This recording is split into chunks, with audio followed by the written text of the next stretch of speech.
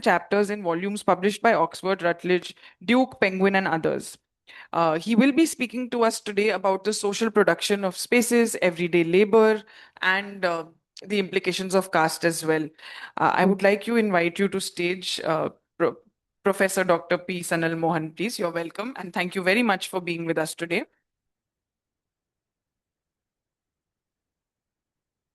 We're also delighted to have with us Professor Maushami Basu. She is from Jawaharlal Nehru University, Center for International Politics, Organization and Disarmament. She specializes, or her areas of interest are international organizations and issues of development, labor, migration, and human rights. Her doctoral thesis was on the World Bank and its lending to the social sector in India. And her postdoc research has been on the limits and shortcomings of the neoliberal thesis as an equitable and sustainable model for development. Besides this, she's also worked on, she's been involved in litigation as well on capture of spaces in cities. And we're very grateful that she decided to join us today. We pulled her from another program, but we're very happy to have you with us. Thank you so much. And now I would like to pass the dais on to, oh, please join us on stage. Yes, if you could also share maybe after Professor, maybe 10 minutes of your reflections as well. It would be very nice. We'd be honored. So thank you. Yes, Professor, over to you, please.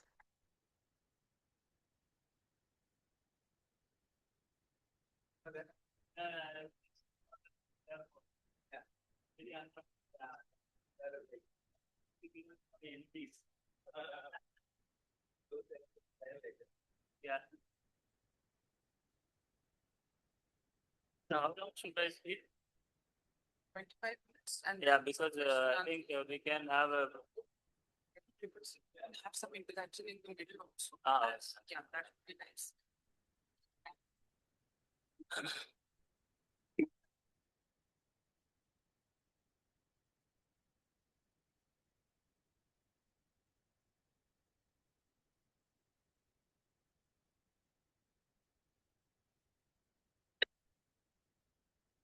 Good afternoon.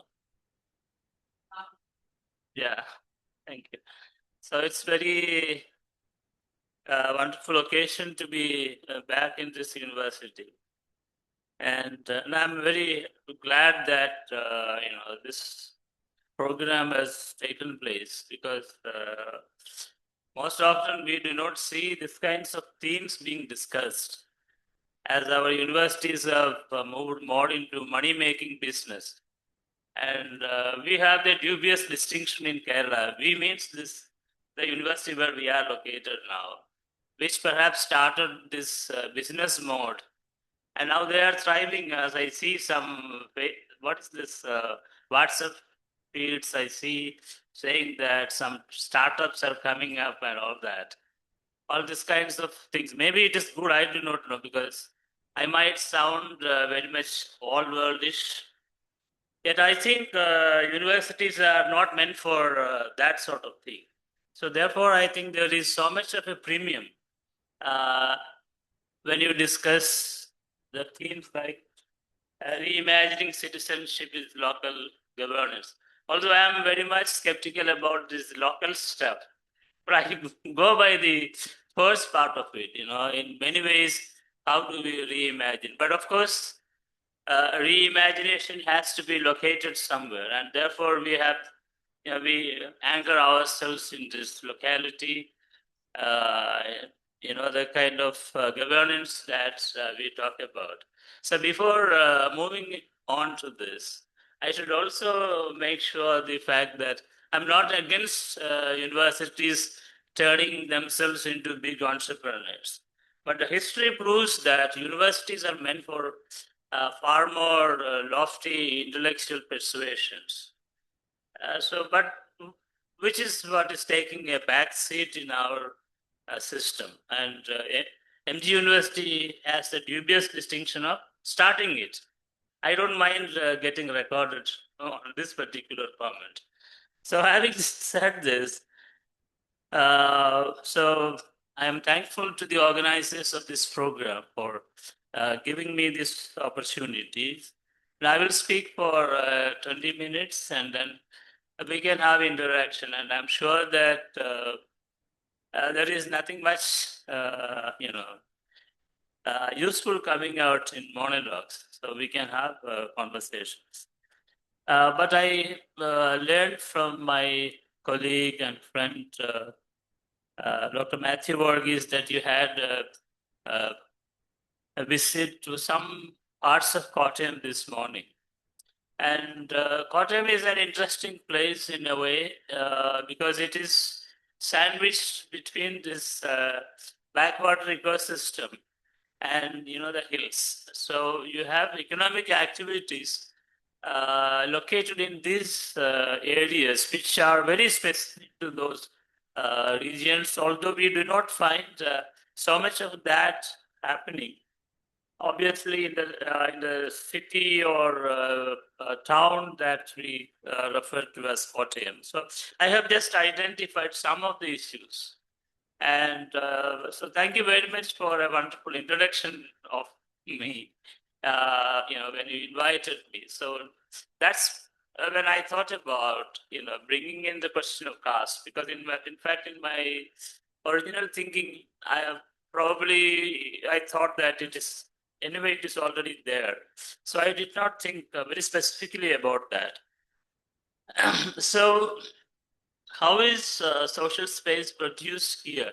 And I'm sure that you may not have so many specialists in history over here, those who specialize in history. And if you recall, walking through the town, there was a place called Tirunakara. I don't know if you have gone there. And I think that was a market in the 19th century. So 19th century, because I tend to read some of the source materials of 19th century, particularly by the British missionaries who were based in Kottayam. They do refer to Tirunakara market, and their reference to market comes in a very particular context. Because there was a lot of restriction for the oppressed caste people, especially the slave caste, Pulayas and so on, entering the market. And then the missionary pleads with the local administration. Some of them had good contact with the missionaries. Particularly, I recall the writings of one missionary whose name is A.F. Painter. He was a British missionary based in Kottayam and the hills also.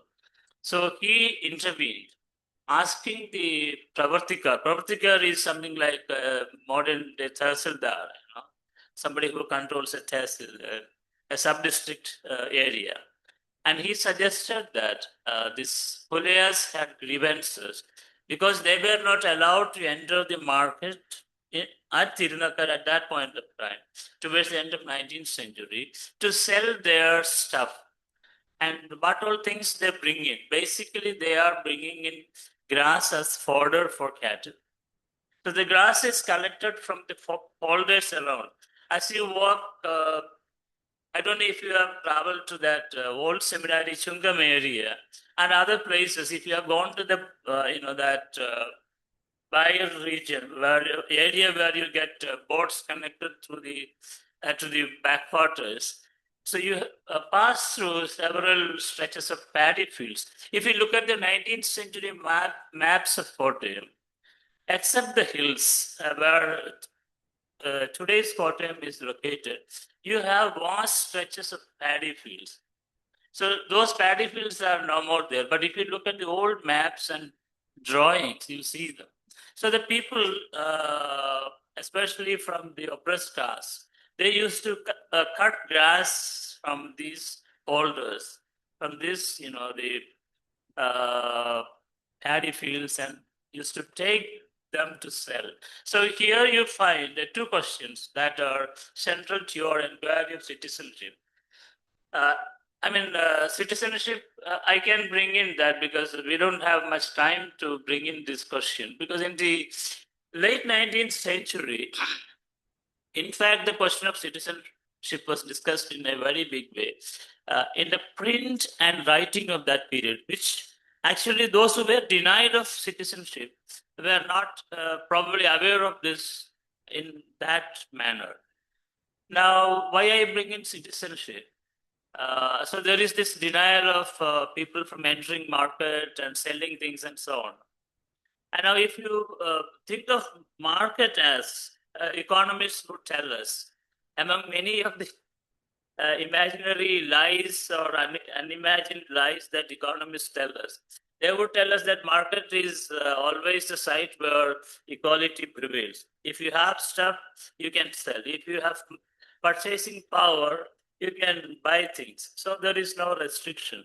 But here you find the market getting restricted on account of cost and people not being allowed to enter and sell these commodities that they bring. And then the missionary intervened and he said that, well, the Pravartikar should allow these people to bring up whatever they have with them, bring them and sell them. And earlier, before that, what would happen is that if the women folk or men come with glass, they cannot put them down. So they have to keep this whole wear on their head, they carry the heavy load of this fodder for the entire time of their sales, keeping them on their head and stand there. They were not allowed to sit. So market never guaranteed equality. This is my argument. And then how come citizenship there? If we really have, because some people would say that, oh, you are talking about 19th century situation in a princely state of Travancore, of which Kottayam was part. You cannot think about citizenship because there was no question of this idea of citizenship being discussed at that point of time. I contest this in the sense that many people who were active in the then public domain, let us use a word like public space or public sphere. So people were concerned about the rights of an emergent middle class in Kerala or in Kottayam. So for them, this it was very important to talk about the rights as citizens and so on. They were talking about that. And there are very specific writings on this. So therefore, large segments of social scientists in Kerala have been arguing that under conditions of this, the princely governance in the late 19th century, it was difficult to bring in the question of citizenship. But I am saying that when the missionary says that those who come to sell grass in the market and those who were not allowed to put down their heavy load, so they were to be thought of as citizens and granted equal rights to participate in the market. So therefore, you have labor there. You have ecology there. Ecology because it is all folders full of this wild grass, and obviously some of these folders were places where you have rice cultivation also taking place. So there is a very definite labor process. And now remember, this Kottayam town was not a very big place at that point of time. That's also important. And in the early 19th century, I have come across writings about this rice cultivation. And interestingly, in one of the in a small article published sometime in the early 20th century in Calcutta, Modern Review from Calcutta. So one of the writers, he was a gentleman based in around this place, Kottayam. So he reported a case of Narabeli, means a human sacrifice. So this human sacrifice took place in the early 19th century. This was basically to propitiate the gods and goddesses to boon the the landlord with a lot of benefits accruing from paddy cultivation. That is to remove any form of crop failure. This was a practice. The human sacrifice was a practice. So I read about this. Read about an incident in the early 19th century, not far from Kottayam town, where this human sacrifice took place. So the landlord sacrificed 3 young women from the untouchable caste. So look at this. This is a time when Kottayam was evolving as a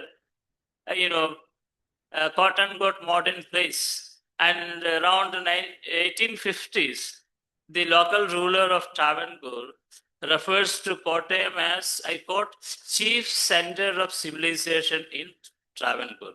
That is because English education has already started here. So English education ultimately brings in, we all know, some kind of civilization. You can disagree with that. You can have your own critique, but my narrative is to foreground the idea of citizenship going back in time and the labor processes and the caste, all the implication of all these elements together in the making of what we call modern Kotte. So I hope this point is clear. It doesn't demand too much of dabbling in history. I'm not demanding too much of involvement in historical scholarship, but these points are to be very it should be very clear. Now here you have questions of economy. As I said, economic production is there, caste labor is there, and in many ways, I guess this is continuing even today. So look at I don't know if you have a chance to see the fish vending women, no, men and women, and mostly women. Even here in this university area, I guess women from Vaikam. Vaikam is part of the uh, backwater system of Kerala. So women actually travel to these villages around here with fish in what we call as big tumblers, aluminum tumblers. They come and they carry it as headload. And sometimes you don't see them sitting on the wayside selling, but they just keep going. They take the local buses and get off at one point and then walk around to the houses and they go and sell. So this is a labor process that you see in Kottayam town also, in the municipal area where these women go and sell fish. Now, if you want to look at this labor process, so there is the dimension of caste and gender very strongly involved in it, because these are women from fishing communities. And the history of that labor process goes back in time, just been there for a very long time. And in fact, a friend of mine who is doing a comparative research on small maritime communities. He used to tell me that he compares the fishing community of Kerala with that of Greece. And he tells that, even small fishing villages, this is happening over there. So he just makes in his research, he compares both these practices. So my point here in bringing up this is to show that you have gender and caste involved in this labor process. All right. Now, what are the other questions? And I'm sure that you've been to the town, seeing the place where people board the bus, as we call it as bus stand, the bus terminals. Let's use a better word. Bus terminals where people, go to get into buses and travel around and so on. And the different modes of transportation that we have. You have seen that boats for travel, the bides from where boats set off towards the backwater areas.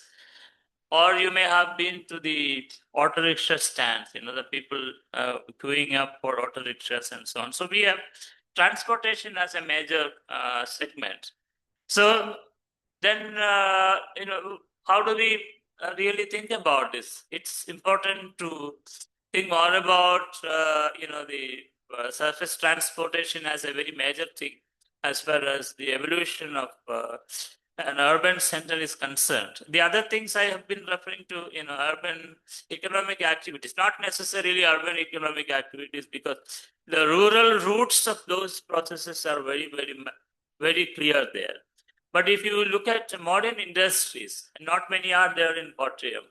I think the earliest could have been connected with printing and all that. And then, of course, we have some other, just little away from the town towards south, you have cement factories. Then we have, many small industries connected with natural rubber, because rubber plantation is historically very important for this part of Kerala. So you have businesses of various kinds. There could be small and micro level kind of businesses as well. And we also have catering to different segments of society, various other informal sectors of the economy. So I'm just putting on table these issues.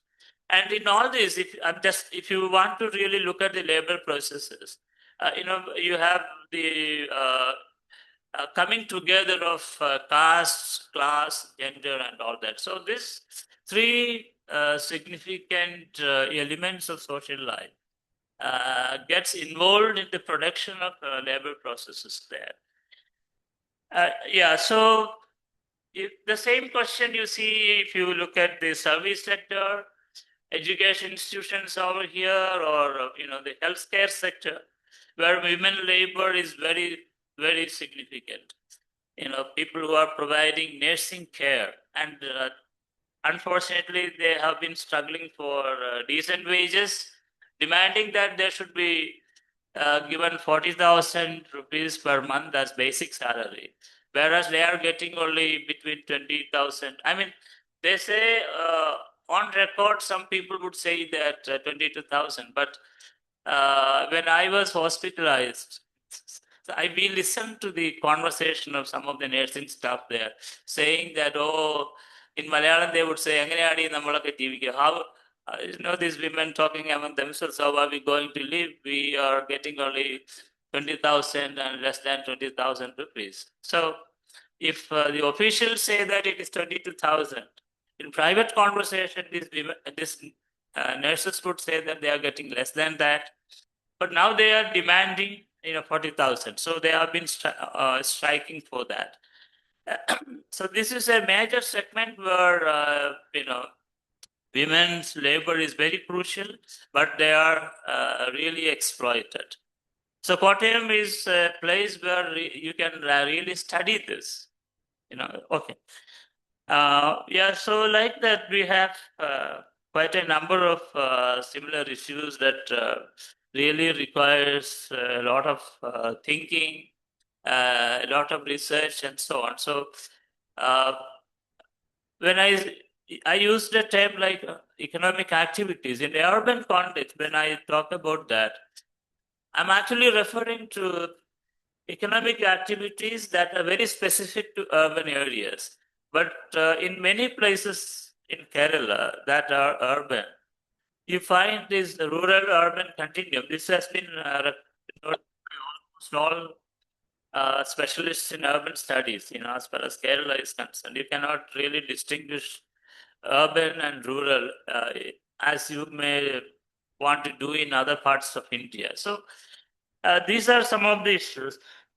I just pointed out some of these, questions of labor, and which are really involving problems of caste, class, and all this. So I'm just opening up these things, and the situation becomes really complex. In 1 minute, I will stop. You have, migrant laborers. So migrant laborers from other parts of India. And people here talk about Bengalis and so on. I used to tell some people that, look, if you want to see Bengalis, you have to go to either Columbia University or to Cambridge. That's where you see them, not these poor folks from North Bengal or Bardhaman and all those places. This is what my experience of Calcutta has taught me.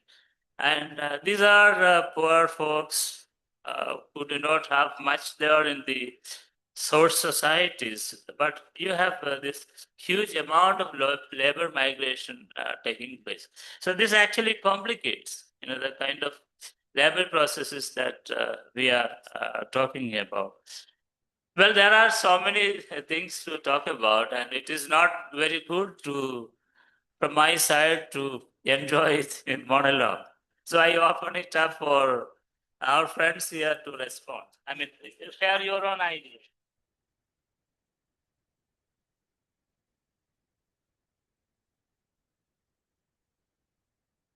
Thank you so much, Professor. Really raised. I think this is better. Yeah, that was really insightful, and we've seen this across. I mean, you've shared the examples of communities um, uh, from Kottayam. You talked about how caste and labor processes are often intertwined, and a replication. You see replications of those in these microcosm of systems. Also, different kinds of discrimination, where you mentioned like women not allowed to enter the market spaces who belong to certain untouchable castes, or the human sacrifice done of three scheduled caste women by upper caste landlords very close to Kottayam. And this is something that we see across the country. And especially when you tie it in with questions of citizenship, if you take a look at denotified tribes, for instance, who have not had access to documentation processes, who have been left out of mainstream processes, who also mostly belong to either scheduled caste or scheduled tribes, they face this, double jeopardy, for example, of both caste marginalization and not being able to access the benefits of citizenship. We see it replicating across the country with fisherfolk women who, are not allowed to take public buses in West Bengal, for example, because they are termed to be smelly or dirty, and they also come from certain scheduled caste groups. We've seen discrimination like that in Tamil Nadu, and it's not just fisherfolk; it's really across. Whether it's people involved in the servicing or cleaning of toilets. Now, or in people's houses. We heard Sandeep speak about rural domestic workers. So it's really it's a interlocked system of oppression which we see replicating itself across different caste groups within the scheduled caste and scheduled tribe, and across different geographies and occupations as well. So really, thank you very much for giving us that deeper insight into Kottayam, and I'm sure the participants would have been able to relate it well with what they saw in the morning and the interactions that they had in the marketplace in the morning also. So thank you.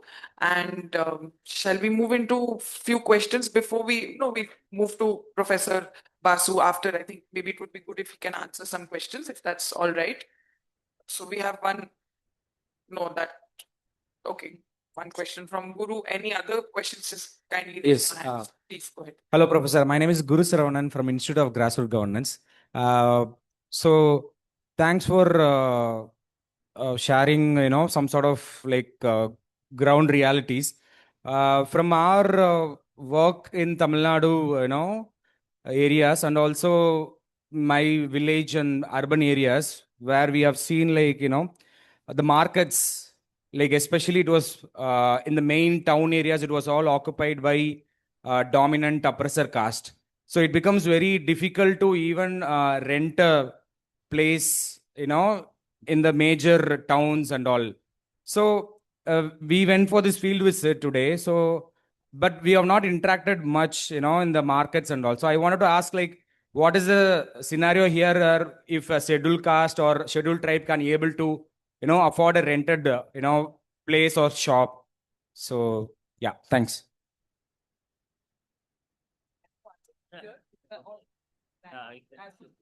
No problem. Yeah, so if there are any questions of similar nature, I think we can take a couple of questions more. Hello, sir.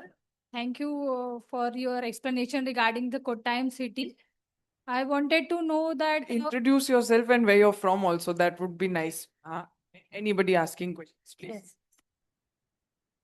Good afternoon, sir. I am Manjari from Maharashtra. And thank you for your explanation regarding the history and the culture of Kottayam city. I wanted to ask regarding the representation of women in business, marketplace, and political situation, like how they evolved in the aspect of Kerala or from this city. Thank you.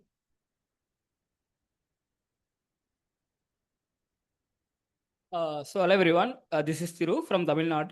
So when is it coming to caste-based discrimination, so in Tamil Nadu it is more visible. It is, I mean, there is a lot of place we used to discuss about it, like this happened here and all. But when it's coming to Kerala, it is not explicitly discussing about the mainstream places, even this narratives which is in the newspaper also. It is not coming visibly. So why it is happening, sir? So can you explain this politics about in Kottayam or Kerala, something like that? Yeah.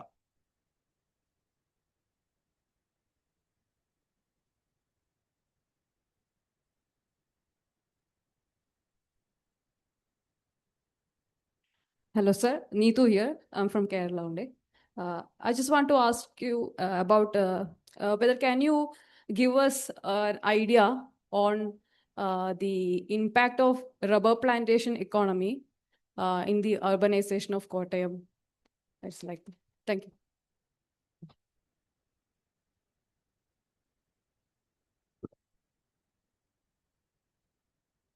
So I'm Esther Maria Silvam, part of Action Aid, and your presentation giving the scenario in the 19th century and early 20th century was like quite revealing.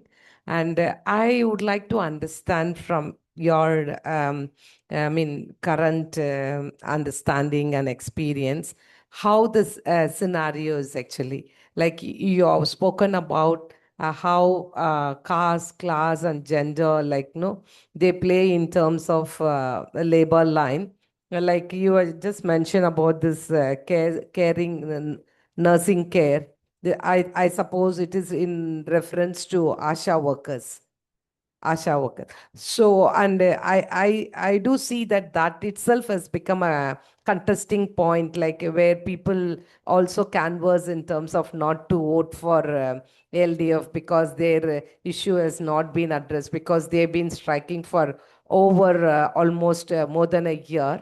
Also, would like to understand whether the oppressed caste, that the Puliyas, the Dalit community, whether they predominantly engage in these kind of work, and what is the current form of oppression or untouchability that is being, as someone has pointed out, it's like in Kerala state you don't see the way actually there is caste discrimination or caste untouchability being practiced. There are so many modern forms, like if you see in the city of Chennai, there will be very clear distinction in terms of locality itself, spatial segregation, and kind of a modern form of untouchability which prevails in, actually people run away from the rural area to get away with all these things, but it still continue to manifest itself in different forms. So from Kerala point of view, if you could throw some light, that would be really great to know. Thank you. Yeah. Hello, Professor. My name is Vivek. I'm a research scholar from University of Hyderabad. So the question is like history as a discipline is being under a lot of attack. Like since, Repeat. history is as a discipline is under a lot of attack. And right wing is full revising the history. So like serious historiography from the below, like from subaltern historiography, what is the future like within like will we be isolated within the academic circle, or has it always been the case and it is going to get worse? Just want your view on that. So you don't want me to go back. So these are really big questions, and I don't claim to know answers to all these questions, but I shall try from the last one first. Well, your question was about historiography, I guess, and thinking more about subaltern studies and what is happening to that sort of a history, is it? Now, two things are there. One is that as a historiographical school and of a specific project involving individual historians. Since I know this group little bit, so they themselves would say that that project of a collective of 8 or 10 people together writing on questions of South Asian politics and history, that moment, which was extended moment, was over. So they don't publish anymore their collective volumes. So that is not there. But we know that individual scholars of that group, they continue to write. They continue to explore the questions of subalternity, politics, and all that. the questions of consciousness, problems of Adivasis or Dalits or women, and the problems that they were actually engaged in exploring from volume 1 to 12, even after the the what I can say, the formal coming to an end of the publication of volumes. So those scholars continue to write. And now I think another bunch of young people joined with Professor Spivak to write about subalternity and all that. So they publish this volume, Subaltern Studies 2. So the 2.0, subaltern studies. So that sort of things have come up. And but the second point which I refer to is that you can restrain me, Matthew. It's about your, the organizers side I'm talking about. As a project, as an academic project exploring questions of subalternity, there are many scholars, doing similar research, not necessarily under the rubric of Subaltern Studies Collective, but we have other people carrying on with a similar kind of research. And even during the time when Subaltern Studies Collective was active, there were groups of scholars from South America, who had published Latin American subaltern studies, and also people from Africa, scholars from Africa who did similar kind of research. But the concerns were in many ways different. So, because since I know some of those researchers, and I guess that, for instance, when in India people talk about colonialism, they hardly talk about slavery. For instance, Indian debate on colonialism and stuff of that kind is completely bereft of any reference to these kinds of issues, right? Are you a history student? Sociology, yeah, good. So you have a different take on the question of slavery by the African scholars who have been writing about it, particularly those from West Africa, because West Africa was the source region for millions of slaves who reached the Americas, including the North and the South. So their history is very different. So therefore, I do not want to go into all these details. So my suggestion is that these sort of projects can continue, even if you are interested in, similar projects could be taken up. In your area of research, you can really look at whether you may want to do similar kind of research. And therefore, even as the original Subaltern Studies Collective stop publishing further, but individual scholars, continue to write. And I think they do really work in that similar area. And a few years ago, there was a big celebration of Ranajit Guha's seminal work, which was elementary aspects of peasants' insurgency in colonial India. CSDS Delhi had hosted that conversation. And it's a big story. So I restrict myself. So we can have a private conversation, right? So yes, going back to the question you have put me, I think that, this is labor problem. This is caste, gender, and class. This is very much there even today. If you look at any of these laboring scenarios, laboring scenes, or sites where actually you are engaged in surplus production, in all those places you find this question keep coming up.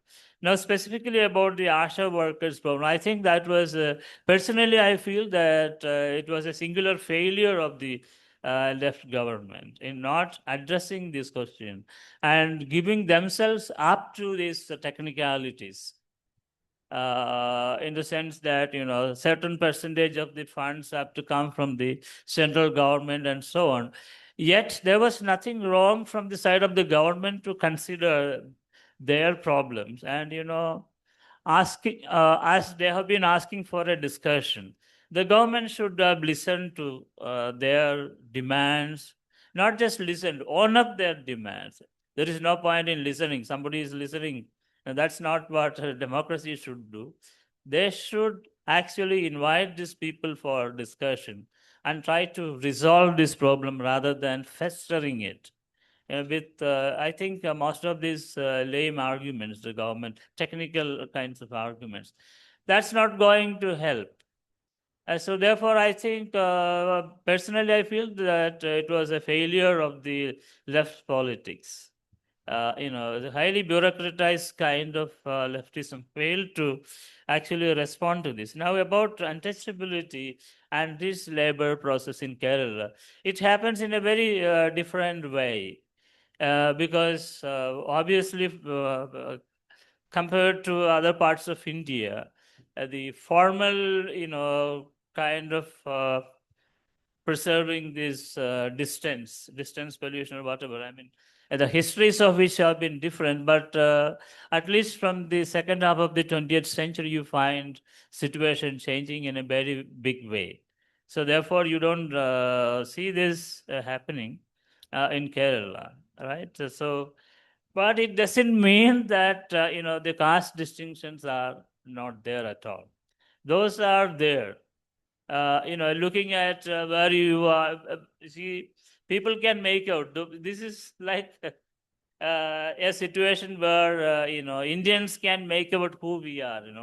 I don't know if I am an Indian at all. I will be very happy to be identified with my village rather than with Indian nation. I am very much skeptical about nationalism and nation, but too much bound to a village. But the moment when I am bound to a village, which means that you are bound with many of those primordial stuff, including caste. So this is something which Malayalam speaking people understand very well. And there are many ways. In fact, my friend K. Satyanarayan, along with another friend Joel, they edited this volume, passing of caste. You can pass off like this 13 ways of looking at a black man. This is a very important work by, sometimes I forget the names of the authors. Henry Louis Gates, who has edited this work, very seminal work on the American context. Now here, you can pass off. If you have a fair skin, you can pass off. But my friends from North India, my friends means my people with whom I interact very closely from the Hindi-speaking region, and they would tell me that, well, this is not a problem as far as that region is concerned. So the caste race kind of stuff doesn't make much sense to the North Indian kind of social scientists, with whom also I interact a lot. Whereas in Kerala, for instance, I think there is so much of racializing of caste, and which is very true for North India as well. But the point is that it is not really acknowledged by social scientists, no matter how great Andre Bette had been. I had interacted with many of these people in many ways, not necessarily in any close manner, through their works and sometimes in seminars and so on these questions. And I find that most of these social scientists in India have been very skeptical about, equating race and caste. So going back to your question, in fact, my friend Robert Nates wrote about Pentecostalism in Chennai slums.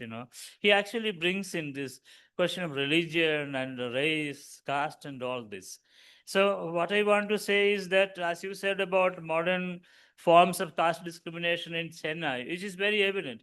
Now, read this Caste, Class, and Power of Andre Bette, 1972 book. The field area was Tanjavur, where actually he talks about the Paracheris, Paracheris are away from the main village. And he gives a very interesting list of the castes which were there, different kinds of Brahmins, different kinds of other groups of middle caste who were owning land and so on. So the very dynamism of the village in the Tanjavur Delta region, which is known for rice cultivation and all that. Now that's in this book. What I'm saying is that you get a very clear kind of idea about the caste. Now this will take me back to the question which was raised there. How do you identify? Well, markers are there. No, the people know if you say where you are, which part of the city, which part of the village you are, they can make out your kind of caste. Now, the question is, whether it is in a Tamil region, maybe I still remember reading this book, I forgot the full title of that, which is like the caste in the Dravidian land. So it was published sometime in the early 2000s, I think, which actually talks about the ways in which caste becomes a living reality in the Dravidian Tamil Nadu. And we have the caste walls and so on. So this question is there now, renting out and renting in. So these are all problems, that exist in Kerala also. In fact, a couple of years ago, one of my friends who came for a job to MG University here, and he went to a nearby place which is called Mananam, and he went to went in search of a house for staying. And this house owner is a Srinarayana Bhakt. He has this whole photograph of Srinarayana Guru hung at the at the outer, at the veranda wall, wall on the veranda. And then this man was asking, "Oh, okay, you are so good, you are a university professor, but I want to know what caste, what religion, etc." See, these are times when you have all these terrorists, terrorists are there coming as university professors and stuff like that. So the whole idea is that this happens in Kerala in a big way. Now, caste operates there. Because you see, I don't want to be autobiographical, so I only in private conversation I can say a lot of things. But the interesting part of it is, thank you. So I will finish quickly. I know you have a time constraint. The point is that people can make out your caste by looking at you, the texture of your skin. Nobody will say, "Oh, you have a beautiful skin to a black man or a woman." So that kind of stuff gets re-articulated in Kerala in a very big way, making it possible for them to understand the caste. Whether they can ask you whether do you eat fish or meat, or we relish beef, this kinds of stuff. There are, in fact, it's not just my comment. In fact, the late Professor Pandian writes about, when you want to say something, instead of you beef, you use say chicken, you mention something else. This has happened in not in the Malayalam speaking context. Pandin was giving the example from the, I think, if I'm not mistaken, I'm talking from my memory, from the context of Kannada speakers, So the whole idea of, many ways in which recognizing the caste of the other, that definitely works here in Kerala. But then because of this multi-religious kind of existence of Kerala, it is not like what happens in other parts of India. So I think that's a saving grace.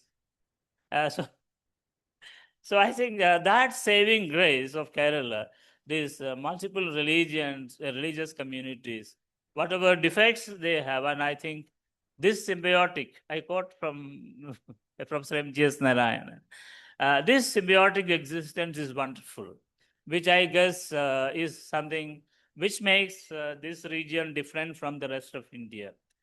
Well, there are several issues involved in it. I'm not saying that everything is good, better, but there are problems. So therefore, like somebody in Tamil Nadu, understanding this, the issue of caste when you want to go for a house and so on.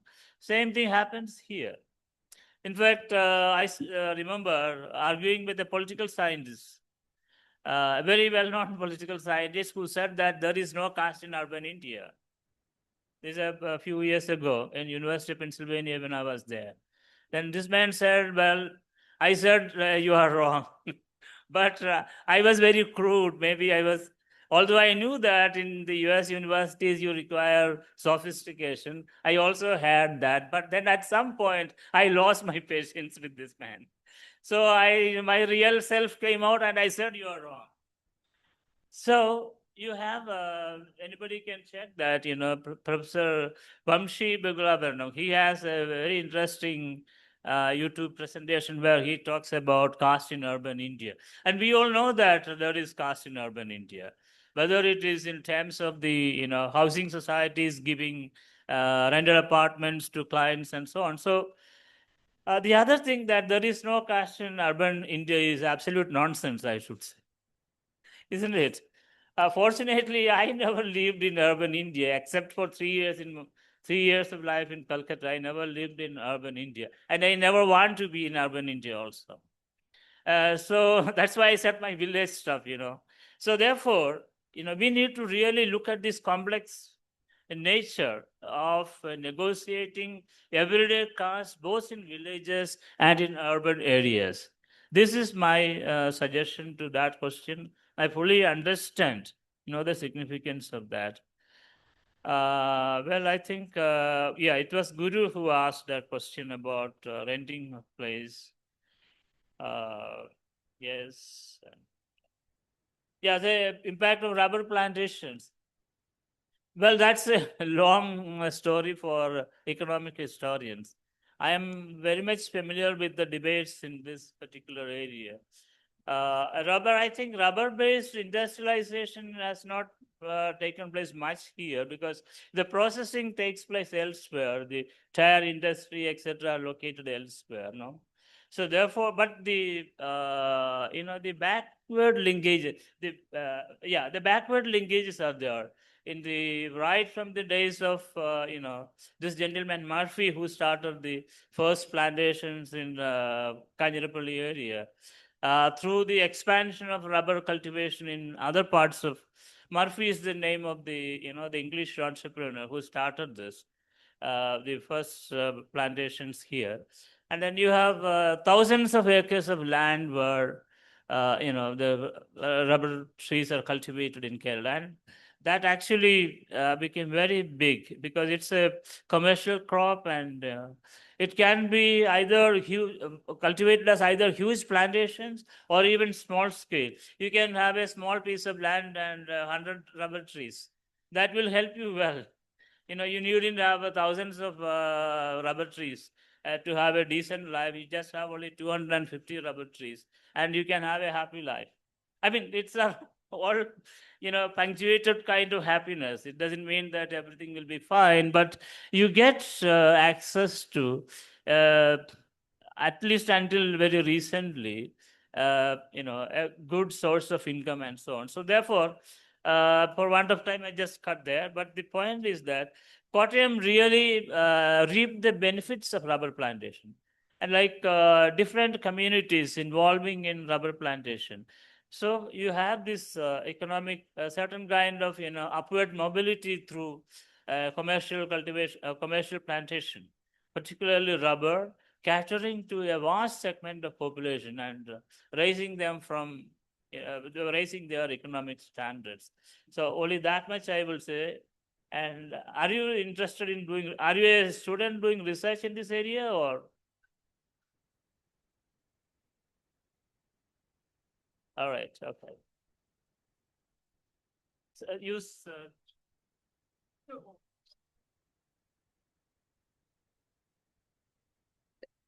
I'm doing my research based on Kakanadu, Trikakara, that area, and most of the Syrian Christian communities who has their root in Kottayam and all actually are some of the affluent families there now. So just trying to understand that root. I just asked, yeah.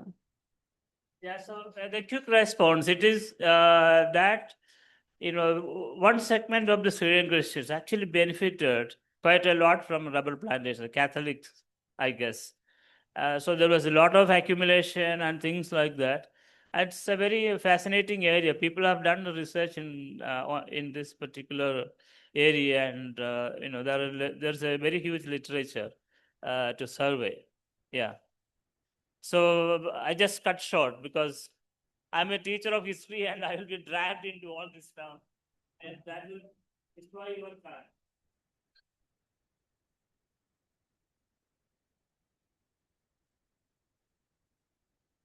I don't think it's at all destroying our time. We've greatly benefited from having this conversation with you, and thank you very much. You rightly pointed out that it's not that caste or caste system comes to lie in urban areas, when although that was an imagination of the past, because Ambedkar did call villages a den of uh, sink of localism, den of ignorance and communalism, and we see that how power systems and structures based on caste relations continue to be replicated and finding new forms in urban areas. So really a big round of applause for you, Professor. Thank you very much. I request you to remain seated on the dais, and I would like to now invite Professor Maushami Basu to speak with us. Maybe if you could share a few reflections on how your research on multilateral and international organizations. What is the view in those chambers on urbanization, local governance, etc., from your experiences? Thank you. Okay. I feel like I'm gate crashing into your, your seminar and your workshop. But let me just make it. Let me share with you. I come from the discipline of international relations, and in India, it has a very checkered history in the sense that this is a discipline which is very much aligned with the state, very much.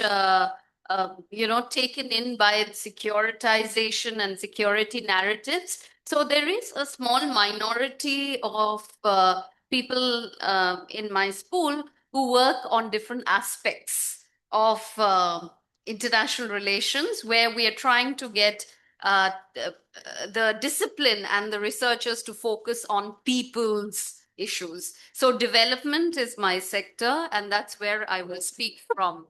I will not focus so much on the multilateral because, but let me just speak about the national capital, Delhi, and take that as an example of how I look at this issue of citizenship. So, as I was listening to Professor, I thought of what were the areas in my research which I found interesting, which could tie up with this theme. So one would be the place of the university as a space in a city. Now, cities are supposed to be modern, and university definitely is supposed to be a modern space. But a space becomes a place, right? I mean, the whole narrative when people enter that thing, so the relations, etc. The other location or site is a place where the city constructs for protests movements, and in Delhi, where protests would happen near the India Gate and the Boat Club, now that space has been reduced to a very small portion which faces this historical monument called Jantar Mantar. And it's been very bureaucratized protest there. So the ways in which the state has sought to handle movements and etc. So that is also another aspect of citizenship.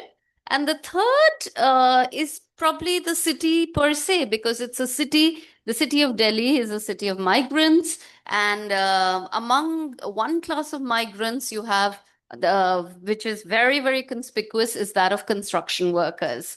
So construction workers and citizenship. So three little stories that I'd like to share with you. Let me start from the last one. Delhi has witnessed a huge boom of construction activity. That's probably one of the only sectors in whole of India which where construction has been booming. There's no stopping it, and which would ideally mean that you have workers coming in looking for jobs, etc. But what we see that Delhi has somehow failed to provide basics, guarantees of employment, basic social security for these construction workers. Many a times, and here I would like to bring in an organization that I work with, People's Union for Democratic Rights, which actually looked at what happened to Delhi during the Commonwealth Games. And the Commonwealth Games, this was 2010, and the kind of stadiums, etc., sporting houses, now all these things were coming up. But the people who were working in these sites, they were actually policed inside. They were not allowed to venture out. And so you'd find different types of wage structures coming in. Those from Bengal had the contractor would give them their salaries when they would leave, would give them actually something like 300 rupees per week as sustenance. But would give their salaries at the end. Okay, and you had people, everyone would live on the construction site, but it was all by groups, etc., and different kinds of arrangements. Now, legally, you had the Interstate Migrant Workmen's Act, where everything needed to be recorded, who was being brought in, etc., proper addresses. Even in a national project such as this, we found that there was no documentation.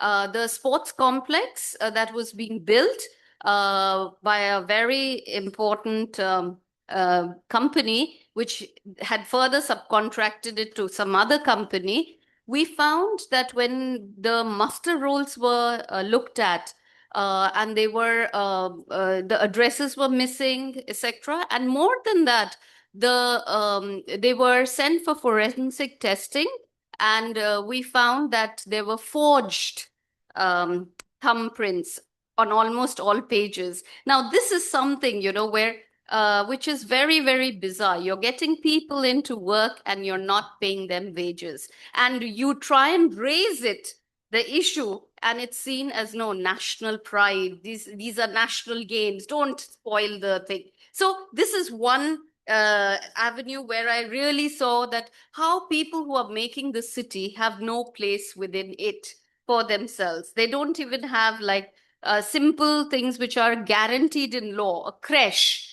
And now with the labor codes, this is all being changed. The numbers that are covered, etc., that has all gone. So everything is self-certification. So citizenship directly under attack there for these segment. The other segment which I spoke about is this protest site. Does Kottayam have a protest site? A designated protest site? Many cities nowadays do have. So it's a very interesting, what is that site that they allow people to protest? So in Delhi, this has been shrinking. And now we have a very small place where it's on shifts. So you have to make a booking if you want from 9 to 1 or 2 to 5. And the police will take cognizance of your application if they find that you cannot protest there. So it's strange that it's very bureaucratized thing of protest. And obviously, they don't allow anyone to sleep over at these protest sites. Now, people who come for a long, having walked all the way, come there, they have no other place. Where do they go? So at soon around 5 o'clock, everyone shunted out. It is spick and span, ready for next day's performance. So it's quite, thank you. So it's quite strange the way the state handles people's grievances, so as to say. And of course, not to say there's a huge police presence there. So you can see how people are actually surrounded by the police and the state, and they are in the middle articulating their grievances. The third, so that's another thing of citizenship. The third is the university. Now here, university, now in all these you can have the intersectional things between caste, gender, class, everything. In all these spaces you can see it happening. The university spaces also, most of us get to see the real India. And when I say university space, my university is a public funded university. So I'm referring to those. And those spaces are changing very fast also. So what is allowed? What is the purpose of education? What are students coming here to do? What are teachers expected to do? Things which we wouldn't question. Now, somehow the state is forcing a mandate, forcing that we adhere to a certain way, which itself is problematic, because university spaces, it's not just the classroom, so let me speak about JNU. JNU is like a mini India. We used to have a very vibrant culture of mess meetings after dinner. That was stopped. Okay, that was stopped because dhaba culture is not good. So dhabas were told to close at a specific time. We have a library which functions 24/7, literally. So the dhabas were always there for people to go and have tea, etc. So the first clampdown happened on these social spaces, the dhabas. This is where these students come and interact, and this is where. So the first clamping happens on dhaba. The second clamping happens on mess meetings. So these social spaces that are a thing. Now, last month, I think, Delhi University, and they're all competing with each other. How thing. So Delhi University actually said a month no protests will be held in Delhi University, and not more than 5 people can gather at one place. They actually came out with this order. So it's interesting how this space where you suppose that this is where the youth will be, you are trying to police, discipline, all those things are at work. So again, citizenship issues which could probably be raised and are being raised, or you're being taught how to think about citizenship and the making of citizenship, that's under attack. And it's important that we actually look at the places where we, are, whether it's in, in our universities or near our homes, to see how fractured and how partitioned our cities have become. So I'll stop there. I know you all have a workshop after this. Thank you, Maushami. Thank you very much. And we must confess that we captured Maushami during lunch, and she had asked to participate in this meeting, and we leveraged her presence over here to force her to speak.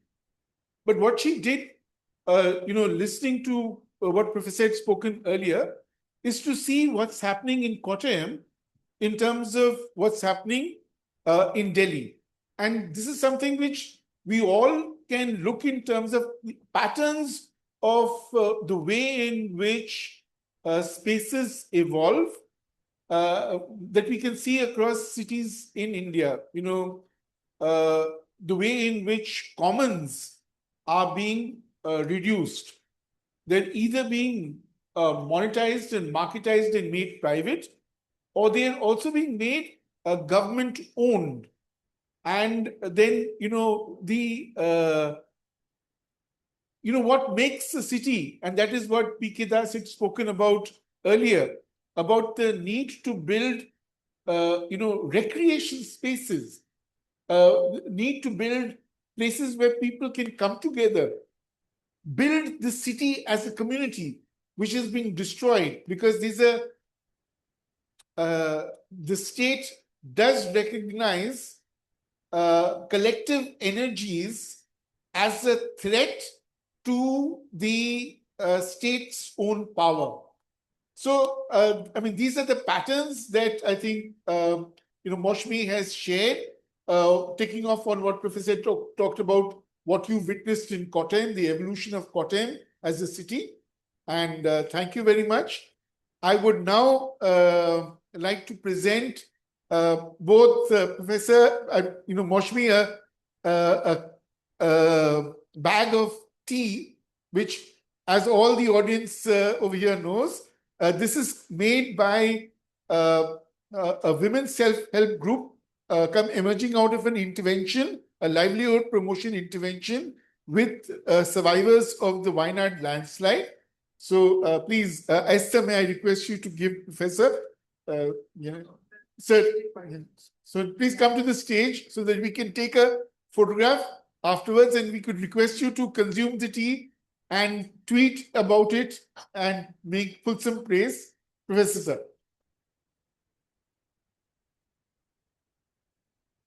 And and Moshmi, please, you also could come and we could take a collective photograph. Yeah, Esther. Yes, you are an honored guest. Yeah, sir, please, can you have a joint? Yeah. Okay. 1 minute.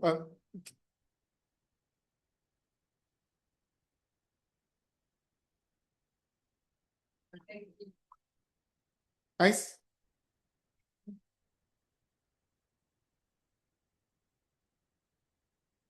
Thank you to both professors, and thank you, Joseph. Few announcements now. We close this session, and now we will be moving towards group work. So you can break into your groups and either continue working here or outside if you are more comfortable, wherever. We will then have a tea break around 4:15, I believe. And I would suggest you continue your group work till 4:45, so there is sufficient time. And then we can have a few of the group presentations today and some of them tomorrow, as I have written on the group as well, that certain participants, due to some urgencies like a job interview or certain unavoidable circumstances, are going to have to leave either tonight or early morning tomorrow and will not be there with us for the group presentation session, which is why we have decided to do it over 2 days rather than concentrate all presentations tomorrow. So I request your understanding, on this regard, because this is also beyond our control. We were not aware of this before. But however, we would still like to make the most of our time together and ensure that everybody gets to participate in the most meaningful way possible. And hence this change has been instituted. So I request your cooperation. There will be few hours less for time to prepare, but really this is not a graded presentation or anything. It's more to just to collectively come up with some actionable measures and to collectively reimagine this, the just urban futures and citizenship together. So please look at it more as a collaborative act